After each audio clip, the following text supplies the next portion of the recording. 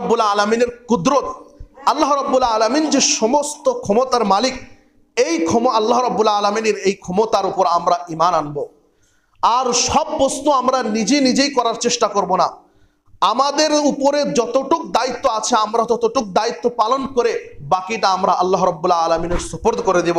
আমরা আল্লাহ রব্বুল আলামিনের উপর ভরসা করব এবং যে কোনো কাজ করব আমরা আল্লাহ রব্বুল আলামিনের নিকটে অবশ্যই সাহায্য চাইব।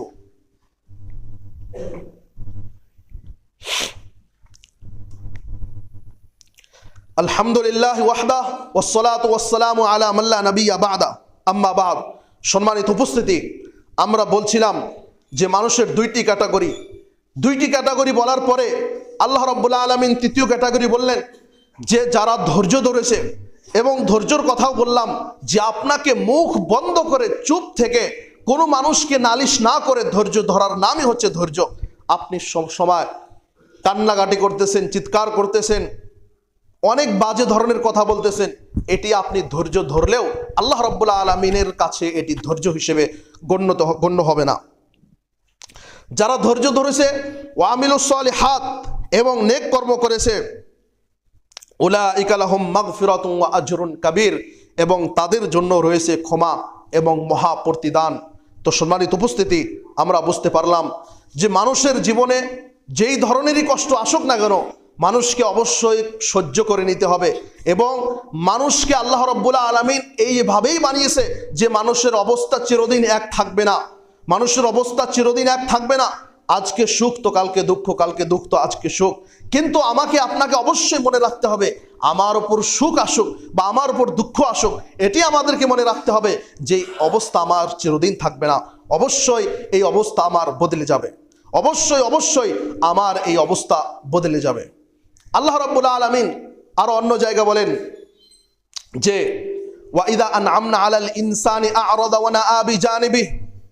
এই আয়াত একটি লম্বা আয়াত রয়েছে, এখানেও আল্লাহ রাব্বুল আলামিন সেম ধরনের কথা বলেছেন প্রায়। এবং আল্লাহ রাসূল সাল্লাল্লাহু আলাইহি সাল্লাম বলেছেন আজাবান লি আমরিল মুমিন, যে মুমিনের অবস্থা তো আজীব, আশ্চর্যজনক। কারণ যখন তাদের উপর কোনো কষ্ট আসে তখন তারা আল্লাহ রাব্বুল আলামিনের শুকরিয়া আদায় করে। আল্লাহ রাব্বুল আলামিন বলতেছেন যে মুমিনের অবস্থা খুব আচরিত, মুমিনের অবস্থা আজীব একদম, যে তাদের উপর যখন কোনো কষ্ট আসে তখন তারা আল্লাহ রাব্বুল আলামিনের কাছে সাহায্য চায়, আল্লাহ রাব্বুল আলামিনের কাছে সাহায্য চায় এবং আল্লাহ রাব্বুল আলামিনের নিকটে দোয়া করে। তারা ধৈর্য ধারণ করে, সবর করে, এবং যখন তাদের উপর কোনো সুখ আসে, তাদের অবস্থা ভালো হয়ে যায়, তখন তারা আল্লাহ রাব্বুল আলামিনের শুকরিয়া আদায় করে। তো মুমিন দুইটি অবস্থায় থাকে।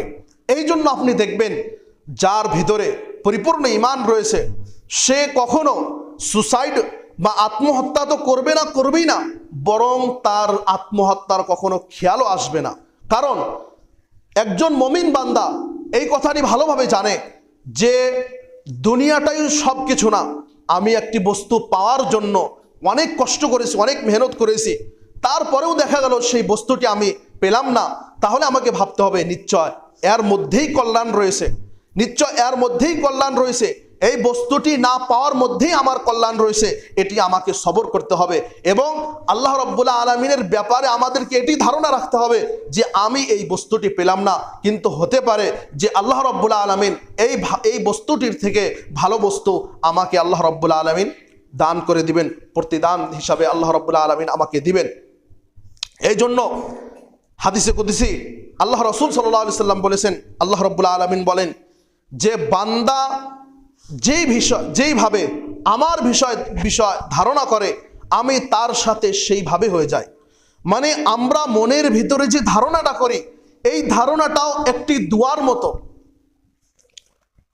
আমরা মনের ভিতরে যে ধারণাটা করি এই ধারণাটাও একটি দুয়ার মতো, এই ধারণাটাও একটি দুয়ার মতো।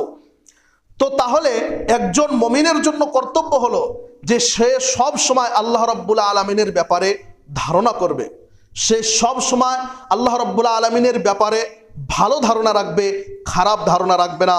কারণ সে যখন ভালো ধারণা রাখবে আল্লাহ রাব্বুল আলামিন তার সাথে সেই ভালোভাবেই আচরণ করবে, এবং যখন সে খারাপ ধারণা রাখবে আল্লাহ রাব্বুল আলামিন তার সাথে সে খারাপ আচরণই করবে।